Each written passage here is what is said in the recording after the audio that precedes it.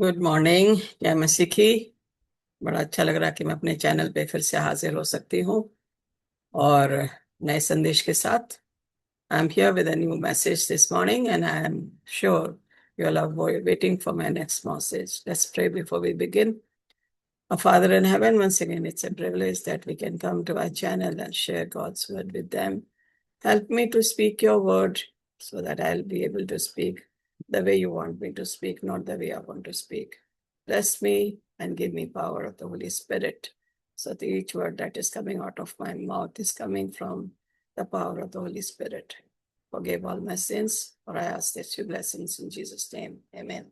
आज का हमारा संदेश बहुत अच्छा है और हम लोग सब जो हैं इंतजार में हैं कि हम कब जो हैं यीशु मसीह आए। We are all waiting for the second coming of Jesus Christ, and that is my message for today. And I'm sure this is a very topic. Each one has a different way of presenting this second coming of Jesus Christ. हर एक का अपना अपना तरीका है कि किस तरीके से मसीह के दूसरे आगमन के बारे में हम इसका संदेश लोगों तक पहुंचाएं। आज हम इसी के लिए ऊपर हम चर्चा करेंगे। आइए हम अपने उसमें जाएंगे स्लाइड्स में और देखते हैं कि यीशु मसीह का क्या वायदा था हमारे लिए। He had made a promise to us in John 14:1-3 that he is going to come and receive us and he wants us to be there where Jesus is. उसने हमसे वायदा किया था कि मैं तुम्हें आके अपने यहाँ ले जाऊंगा कि जहां मैं रहूं वहां तुम भी रहो। तो यीशु मसीह स्वर्ग में आपके और मेरे लिए जगह तैयार करने गए हैं। He has gone to make a place for you and me so that he will take us to heaven. And this is the desire of every soul waiting for Jesus to come. हर एक का यही इच्छा है कि परमेश्वर आए और हमें स्वर्ग में ले जाए। For the Lord himself will descend from heaven with a shout, with the voice of archangel, and with the trumpet of God. And the dead in Christ will rise first. Then we who are alive and remain shall be caught up together with them in the clouds to meet the Lord in the air. And thus we shall always be with them. Therefore comfort one another with these words. क्योंकि स्वर्गदूतों का मुखिया जब अपने ऊंचे स्वर से आदेश देगा तथा जब परमेश्वर का बिगुल बजेगा प्रभु स्वयं स्वर्ग से उतरेगा। उस समय जिन्होंने मसीह में प्राण त्यागे वे पहले उठेंगे। उसके बाद हमें जो जीवित हैं अभी भी यही हैं उनके साथ ही हवा में प्रभु से मिलने के लिए बादलों के बीच उठा लिए जाएंगे और इस प्रकार हम सदा के लिए प्रभु के साथ जाएंगे। It talks about two different kind of people, the one who are living righteous and the dead righteous. He is going to raise the dead righteous first and then take the living righteous to heaven. वो जो जिंदा हैं मसीह में विश्वासी हैं और वो जो मसीह में मर गए हैं, परमेश्वर का बेटा यीशु मसीह जब आएगा तुरही बजेगी तो जो कब्रें हैं वो खुल जाएंगी और वो लोग को जिंदा किया जाएगा और हम जो जीवित हैं मसीह में हमें सदा के लिए बादलों पर उठा लिया जाएगा। We will be taken to heaven. Now what is the mission of Jesus coming? परमेश्वर यीशु का आने का मकसद क्या है?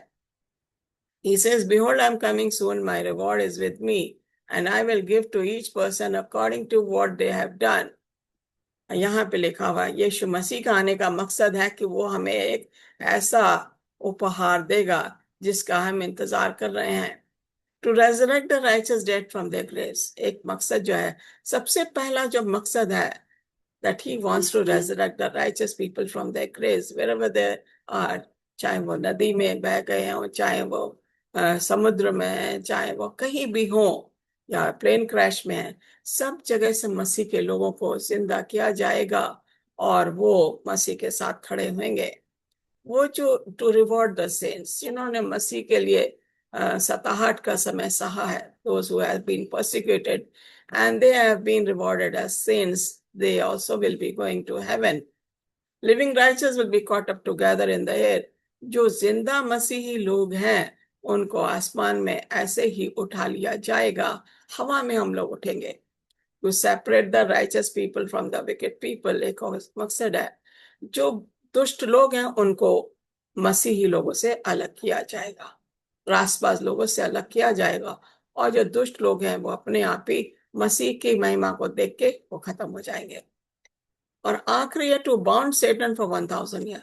शैतान को जब इस दुनिया में सारे खत्म हो जाएंगे दुष्ट लोग, उसको 1000 साल तक इस पृथ्वी पर रहना पड़ेगा। He will be bound for 1000 years because all his wicked people will be dead and he will be just roaming around. The righteous people, living and dead, will go to heaven. This is the mission of Jesus Christ. ये मकसद है यीशु का यहाँ पे आने का। यहाँ पे देखते हैं, अगर फिर हम अगर देखते हैं two different kinds of people. When Jesus returns, there will be two groups: those who rejected him and those who accepted him. Those who rejected him are the wicked people. Those who accepted him are the righteous people. और पहाड़ों और चट्टानों से कहने लगे कि हम पर गिर पड़ो और हमें उसके मुंह से जो सिंहासन पर बैठा है मेमने के प्रकोप से छिपा लो। That is going to be the sight of the wicked people when they see the glory of Jesus Christ. They will tell the mountains and rocks to hide them because they will not be able to see the glory of Jesus Christ because of their sinful ways. उनको जो है पहाड़ों और चट्टानों से कहें कि हमें गिरा लो, क्योंकि परमेश्वर की महिमा का, उसके पुत्र की महिमा को वो देख नहीं पाएंगे। दूसरे लोग हैं जो कहेंगे, उसमें ये कहा जाएगा, देखो हमारा परमेश्वर यही है, हम इसी की बाट जोते आए हैं कि वह हमारा उद्धार करे। यहोवा यही है, हम उसकी बाट जोते आए हैं, हम उससे उद्धार पाकर मगन और आनंदित होंगे। We are going to be very happy when we see Jesus Christ. We are going to be happy, smiling, looking in the clouds where Jesus is coming down. This was the Savior we were all waiting. ये मसीह के हम इंतजार कर रहे थे, और वो हमारा उद्धार करने, हमें स्वर्ग में आनंदित करने के लिए ले जाएगा। यही हमारा मकसद है जिसके लिए हमें यहाँ पे इंतजार करना पड़ रहा है। Behold, he is coming with the clouds, and even every eye shall see him. Even those who pierced him, and all tribes of the earth will wail on account of him. Even so, amen. देखो वह बादलों के साथ आने वाला है, हर एक आंख उसे देखेगी, वरन जिन्होंने उसे बेधा था वे भी उसे देखेंगे, और पृथ्वी के सारे कुल उसके कारण छाती पीटेंगे। आमीन। ये कौन से लोग हैं जो छाती पीटेंगे? Who are the people who are going to wail on account of him? These are the people who pierced Jesus Christ. ये वो लोग हैं जिन्होंने यीशु मसीह को बेधा था। वो देखेंगे और वो छाती पीटेंगे, लेकिन अब उनका रिवॉर्ड, उनका जो न्याय है उसका यीशु मसीह करने आ गया है, और वो जो है रोएंगे, पीटेंगे, लेकिन कुछ नहीं हो सकता, क्योंकि उन्होंने जो यीशु के साथ किया था, जो हमारे साथ करना चाहिए था। अब यीशु जो है अपने बादलों पे, अपने सिंहासन पे, अपने राजाओं के king of kings, he is coming on the earth, and these people are going to cry out. It says, and the dead in Christ shall rise first. क्योंकि प्रभु स्वयं स्वर्ग से ऊंची आवाज के साथ, प्रधान स्वर्गदूत की वाणी के साथ, परमेश्वर की ध्वनि के साथ उतरेंगे, और मसीह में मरे हुए लोग पहले जी उठेंगे। The people who died in Christ are going to be resurrected soon. The moment the graves are open, the sound of the trumpet comes, जहाँ तुरही का साउंड होगा, वहीं पे ये कब्रें ऐसे खुल जाएंगी, और यीशु मसीह की महिमा स्तुति करते हुए कब्रों से वो रास्तबाज लोग निकलेंगे। The righteous people will be resurrected and they will see the glory of God. This is the mission of the people who are waiting for Jesus Christ. When we look at here, the people who are living righteous, हम जो जीवित हैं और बचे हुए हैं, उनके साथ बादलों में उठा लिए जाएंगे, ताकि हवा में प्रभु से मिले, और इस प्रकार हम सदा प्रभु के साथ रहेंगे। Now we living righteous, I hope I am one of them. मेरी कोशिश है कि मैं भी उन्हीं रास्तबाज लोगों में रहूं, जब यीशु मसीह अपनी तुरही लेके अपने फरिश्तों के साथ इस जमीन पर आएगा, मैं देखूंगी कि ये मेरा प्रभु है, इसकी मैं बाट जोड़ी थी। I wish I am in that group where I will have the opportunity and privilege to see the glory of Jesus Christ is coming on the clouds of heaven. That is what I wish. ये हर एक की wish है. Everyone wants to wish that they want to see Jesus Christ coming on the clouds. Will it be possible? We don't know. हमें नहीं मालूम ऐसा होगा कि नहीं होगा, लेकिन हम इंतजार में हैं यीशु के कि वो हम उसकी महिमा को देखेंगे. अगर हम मर भी जाएंगे, हम जिंदा होंगे, तब भी हम रास्तबाज हैं. उसकी महिमा को, उसके सिंहासन को, उसके फरिश्तों को हम देखेंगे और किस तरीके से हमें स्वर्ग में उठाएगा. How he is going to take us to heaven in the air. He is not going to put his foot down on any place on the earth. It is a sinful place, but he is going to lift us in the air. वो हमें हवा में ही उठाएगा और हम जो उसके साथ आनंद बनाने स्वर्ग में जाएंगे. और पहाड़ों और चट्टानों से कहने लगे, हम पर गिर पड़ो, हमें उसके मुंह जो सिंहासन पे बैठा है मेमने के प्रकोप से छिपा लो. This is the scenario of the wicked people. They are going to run away from the presence of Jesus Christ. They would say, mountains and rocks hide us. ये दुष्ट लोगों की पहचान है कि वो कहेंगे पहाड़ों और चट्टानों से हमें बुरा लो, क्योंकि अब उनके पास बचने का कोई तरीका नहीं है. They have no way to save themselves from the temper rage of God, wrath of God. परमेश्वर के गुस्से से उनको कोई नहीं बचा सकता. उनके पास जब समय था, उन्होंने उसको बर्बाद कर दिया. यहाँ पे लिखा हुआ है, फिर आकाश से मैंने एक स्वर्गदूत को नीचे उतरते देखा. उसके हाथ में पाताल की चाबी और एक बड़ी सांकल थी. उसने उस पुराने महासर्प को पकड़ लिया जो दैत्य यानी शैतान है. फिर 1000 वर्ष के लिए उसे सांकल से बांध दिया. I saw an angel coming down out of the heaven, having the key to the abyss and holding in his hand a great chain. He seized the dragon, that ancient serpent, who is the devil or Satan, and bound him for 1,000 years. Revelation 21 and 2. यहाँ पे आप एक और ही नजारा देख रहे हैं. एक तरफ हम देख रहे हैं जिंदा लोग और जो मसीह में मरे हैं उनका देख रहे हैं, वो मसीह के आगमन को देखते हुए आसमान में उठा लिए जाएंगे. दूसरी तरफ हम देख रहे हैं शैतान जो झूठों का पिता है, उसके लिए एक फरिश्ता आसमान से आएगा. This is a symbolic thing, क्योंकि वो आएगा और उस शैतान को 1000 साल के लिए सांकल से बांध देगा. सांकल से बांधने का मतलब है कि वो किसी को भी बरगलाएगा नहीं, क्योंकि सारे दुष्ट लोग तो मर जाएंगे. He will not be able to challenge the wicked people. He will not be able to convince them, because all the wicked people will be dead on the ground, on the earth. And so here, he will have no one to talk to. He will have no one to do anything. He will just be roaming. And he has to live here for 1,000 years. उसको 1000 साल तक यहाँ पे रखा जाएगा. और हम लोग जो कि राइचस लोग हैं, जो जिंदा किए गए हैं, और जो जिनको जिंदा किया गया और जो जिंदा हैं, ये दोनों कैटेगरी के लोग आसमान में 1000 साल तक आसमान में हम यीशु के साथ, परमेश्वर के साथ बिताएंगे. वहां पे ना कोई दुख होगा, ना पीड़ा होगी, ना दर्द होगा, ना बीमारी होगी.